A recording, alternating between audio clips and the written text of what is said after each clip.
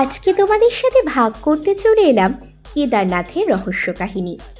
হিমালয়ের কোলে ৩,৫০০ মিটার উচ্চতায় অবস্থিত কেদারনাথ মন্দির শিবের ১২টি জ্যোতির্লিঙ্গের মধ্যে অন্যতম।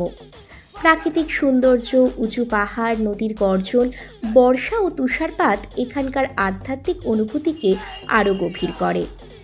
ইতিহাসে জানা যায় রাজারা এই মন্দির সংরক্ষণ করতেন এবং এর ভিত্তি প্রায় ১,০০০ বছর পুরনো। স্থানীয়দের মতে রাতে অদ্ভুত আলো ও ছায়া দেখা যায় এখানে। এটি হয়তো প্রাকৃতিক বা আধ্যাত্মিক। ২০১৩-র ভয়াবহ বন্যা কেদারনাথকে প্রায় ধ্বংস করে দিয়েছিল, যা প্রাকৃতিক শক্তির প্রমাণ। শুধু খাঁটি মন ও ভক্তি মন্দিরের রহস্যময় শক্তি অনুভব করতে পারে।